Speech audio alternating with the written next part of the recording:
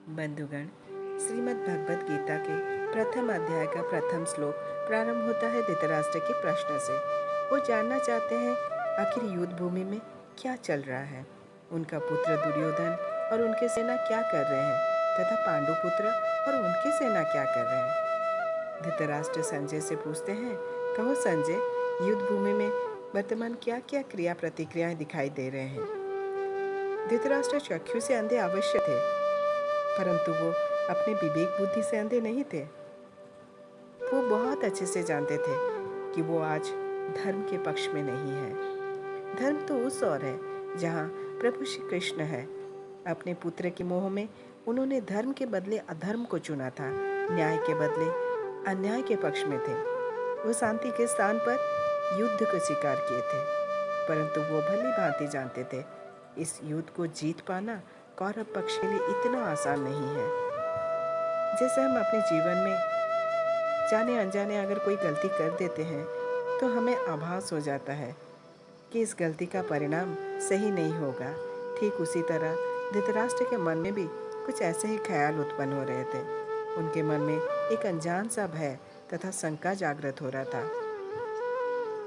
संजय उनकी दिव्य दृष्टि बल से युद्ध क्षेत्र से दूर होते हुए भी युद्ध भूमि में होने वाले हर एक क्रियाकलाप को अपने आंखों से जीवित रूप से देख पाते थे। उन्हीं की वजह से आज हम सब गीता सुन पा रहे हैं, पढ़ पा रहे हैं और सुना पा रहे हैं।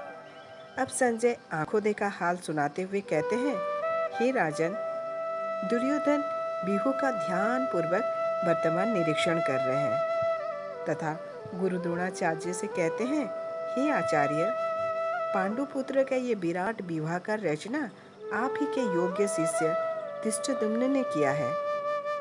विवाह का रचना का अर्थ है सोच समझकर अत्यंत बुद्धिमत्ता से सेना दल को नियोजित करना। एक ऐसा बिहू जिसमें शत्रु पक्ष का आसानी से प्रवेश कर पाना कष्टकर ही नहीं असंभव हो, और दुर्भाग्यवश अगर कोई प्रवेश कर भी जाता है तो फिर उस शत्रु का शरीर नहीं अपितु उसका प्राणवायु ही बाहर जा सकता है। दोस्तों, जब हम अपने सम्मुख किसी समस्या या शत्रु को देखते हैं तो अचानक मन में अनजान सा भय और जिज्ञासा जागृत होता है। उसी तरह दुर्योधन के मन में भी अनगिनत सोच उथल पुथल हो रहे थे और इस विषय में वो गुरु द्रोणाचार्य से वार्तालाप कर रहे थे। यह दुर्योधन पांडु सेनाओं के मुख्य सेनाओं का एक एक कर नाम लेते हुए उनका निरीक्षण परीक्षण कर रहे हैं। दोस्तों, जब भी किसी तरह का युद्ध या क्रीड़ा का प्रारंभ होता है तो प्रत्येक व्यक्ति सर्वप्रथम अपने सम्मुख खड़े प्रतिद्वंदी के विषय में संपूर्ण जानकारी प्राप्त करना चाहता है। ठीक उसी तरह दुर्योधन भी यहाँ पे कर रहे हैं। पराक्रमी धनुर्धारी अर्जुन, युद्ध में सर्वश्रेष्ठ भीम, युधिष्ठिर, सात्यकी, विराट, राजा ध्रुपद, चेकितान तथा बलवान काशीराज, पुरुजित, कुंती भोज और मनुष्य में श्रेष्ठ सैवव, पराक्रमी युद्धामन्यु एवं द्रौपदी के पांचों पुत्र सभी के सभी महारथी थे।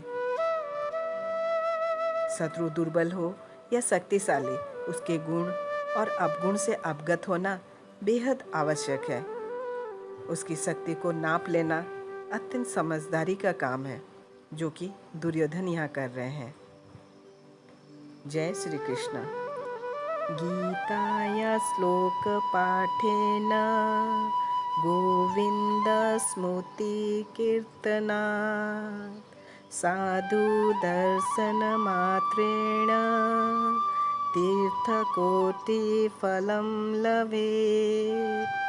इति श्री भगवद गीता प्रथम अध्यायस्य अर्जुन विषाद योगस्य प्रथम श्लोकस्तु नवम श्लोक संपूर्ण।